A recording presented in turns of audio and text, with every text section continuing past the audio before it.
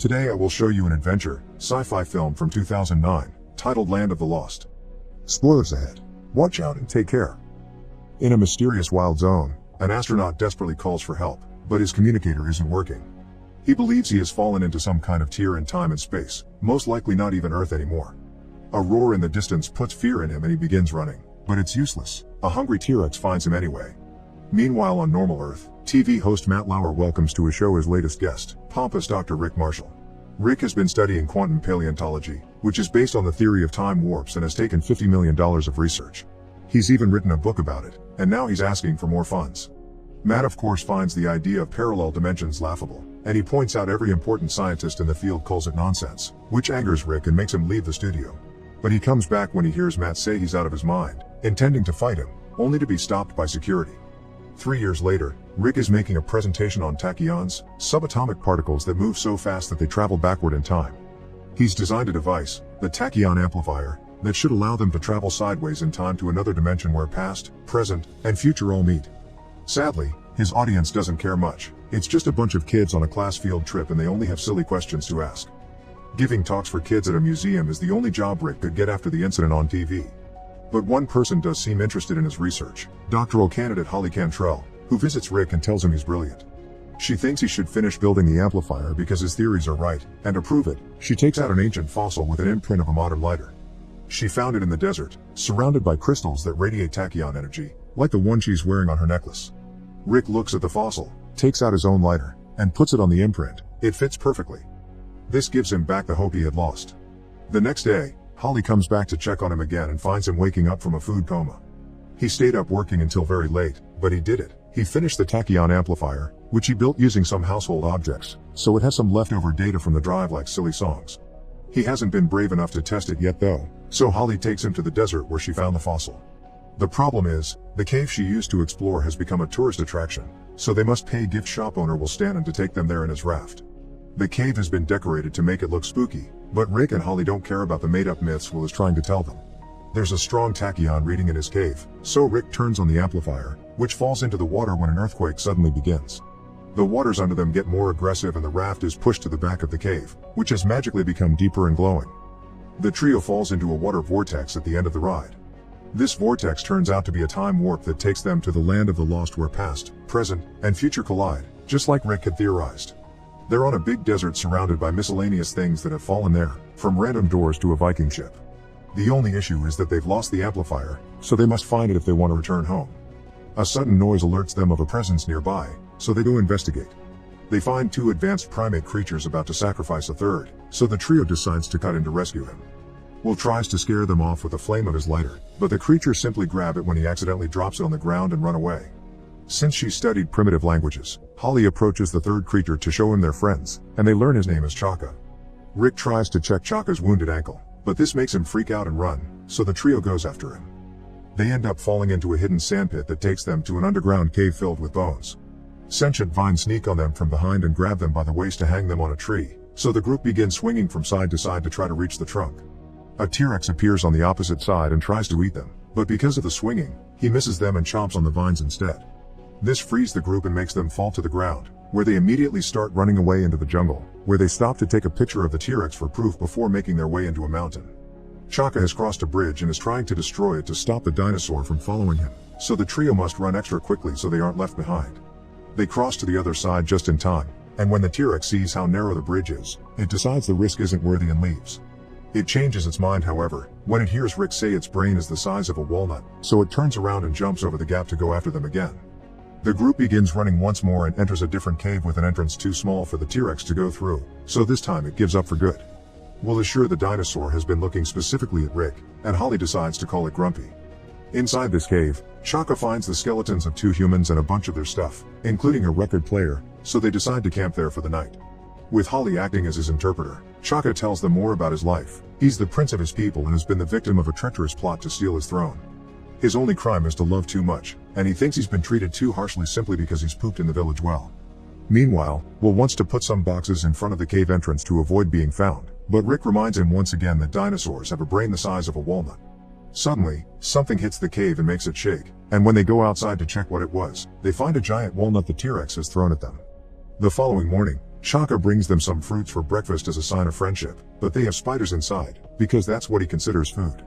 The cave begins shaking again when a very bright light appears among the trees outside. Then Rick receives some weird visions of an alien asking him for help.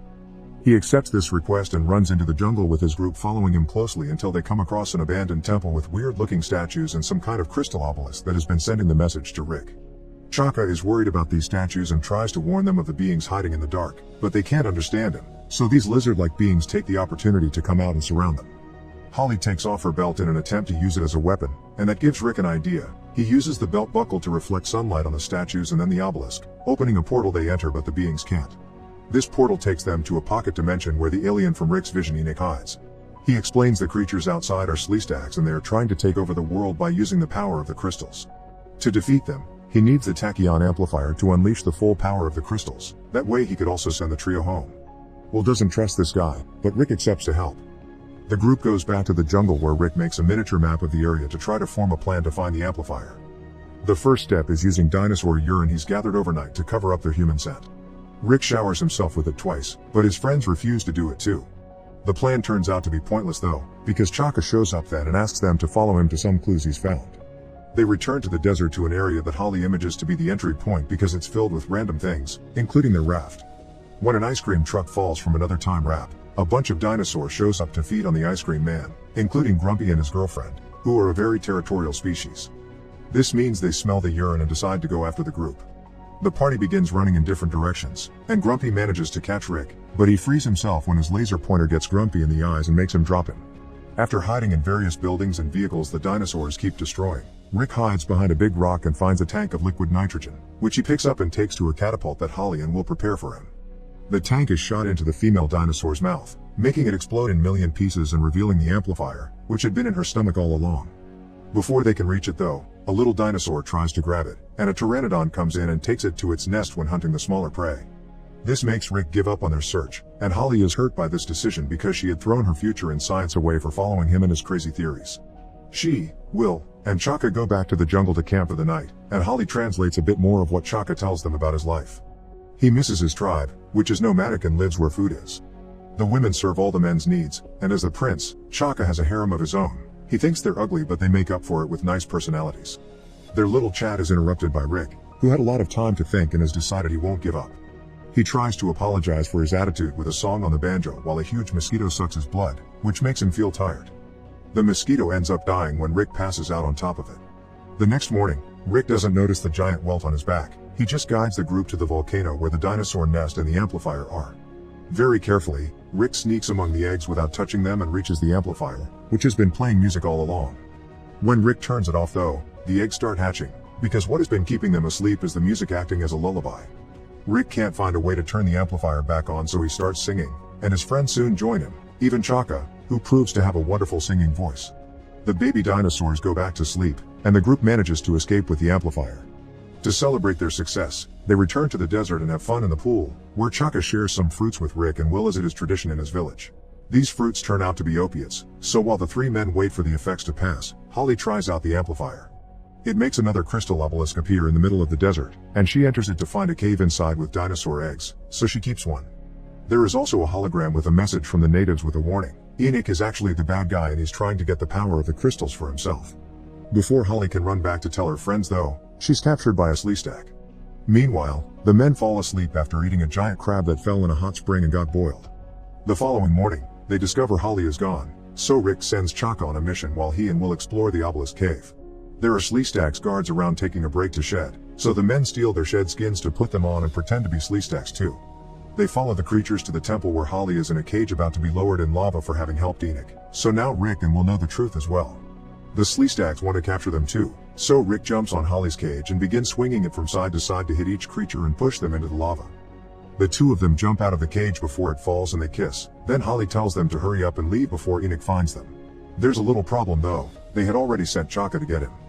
Enoch appears then with an army of Sleestaks he's mind controlling with a crystal of his own and steals the amplifier before making Grumpy appear to take care of them.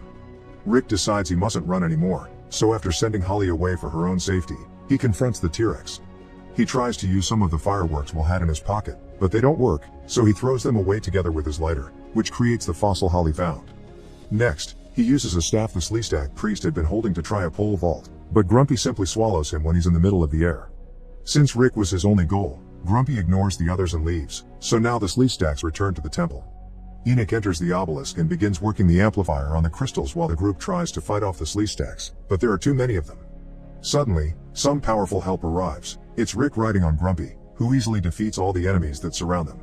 Holly and Will want to know how he's alive, so Rick tells them Grumpy pooped him out, and when he was making his way out, he dislodged some intestinal blockage. Grumpy is thankful for that, so the two of them are now friends. The group enters the obelisk portal and finds Enoch, who has already opened a time wrap to Earth. Rick jumps on him and wrestles him on the ground, but when Will tries to help, he tilts the crystal tray and makes one fall, shattering it. This causes the door to close, so Rick thinks quickly and grabs Holly's crystal necklace to replace the one that broke. The door opens again, so Rick and Holly rush towards it to escape, but Enoch grabs Will and prevents him from doing the same. With the help of Chaka, Will pulls a wrestling move and captures Enoch before telling his friends to leave without him. He barely had a life back on Earth, so he is staying here with Chaka and starting over. Holly and Rick enter the portal and return to Earth, right at the entrance of the tourist cave in the desert. Meanwhile, Chaka takes Will with him to meet his tribe, where the women he called ugly are actually very human-like, so Will is happy to befriend them. A year later, Rick appears on TV again to rub his success on Matt Lauer's face. He shows everyone a dinosaur egg Holly brought with her, and promotes his new book that has been titled after Matt, which causes him to jump on him to punch him. After the show is over, the egg hatches while resting on the table, and reveals it's not from a dinosaur. There is a baby Sleestak inside.